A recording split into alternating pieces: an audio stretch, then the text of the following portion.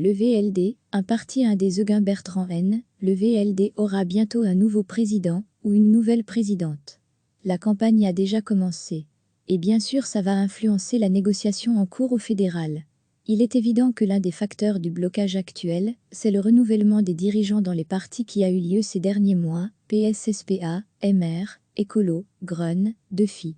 La phase de formation est celle où les présidents de partis ont le plus de pouvoir. Celle aussi où la qualité de leurs interactions, leur connaissance mutuelle compte le plus.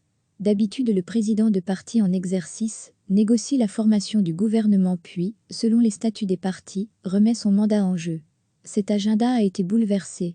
Premier problème, cette nouvelle génération ne se connaît pas bien, surtout entre nord et sud du pays. Deuxième problème, ces nouveaux présidents sont encore dans une phase de conquête de leadership. Ils doivent asseoir leur présidence, convaincre, le moindre faux pas risque de les poursuivre toute leur vie. Ils sont des Euguins, sous le flingue.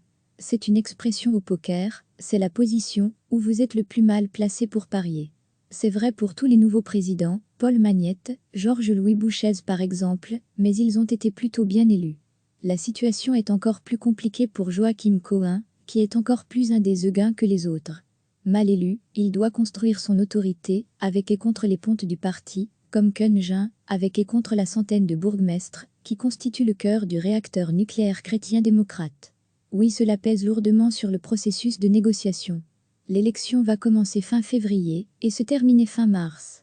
Quoi qu'il arrive même, si l'informateur Keungin parvient à réussir là où Jésus a échoué, on sera au mieux dans un processus de négociation de programme. Cela veut donc dire que toute la campagne du VLD va interférer avec la constitution d'un gouvernement fédéral. Les libéraux auront bon réviser leur classique, se draper d'un voile d'ignorance, pour reprendre l'expression de John Rawls, un philosophe libéral américain. Ils ne parviendront évidemment pas à s'extraire du contexte actuel. Déjà aujourd'hui la question, avec ou sans la haine va, hante la pré-campagne du VLD. Le choix de Gwendoline Rutan de négocier avec Paul Magnette d'un possible gouvernement sans la haine va a suscité la controverse. Pour l'ex-conseiller de com de Guy Verhofstadt, Noël Slangeant, Gwendoline Rutan est politiquement morte. Le candidat Bart Hommelin, un proche de Rutan, est dans la continuité. Il est donc prêt à lâcher la haine va. Il s'oppose à Egbert Lachaert, chef de groupe au Parlement. Il était très critique du choix de Gwendoline Rutan pour l'Arc-en-Ciel et souhaite un VLD plus à droite sur le socio-économique. C'est aussi le choix des lampes. La Bruxellois pose une candidature plus en rupture en estimant que le VLD fait désormais partie d'une nouvelle noblesse d'État.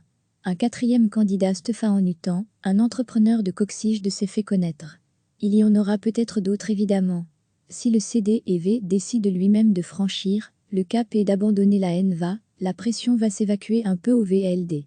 Si le CDEV tient bon ou hésite, ce qui revient au même, tous les candidats VLD seront des Euguins, dans la plus mauvaise position possible au poker.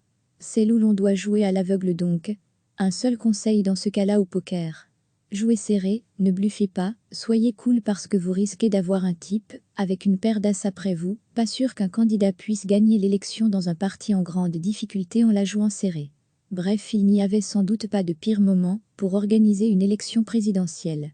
Recevez chaque matin l'essentiel de l'actualité.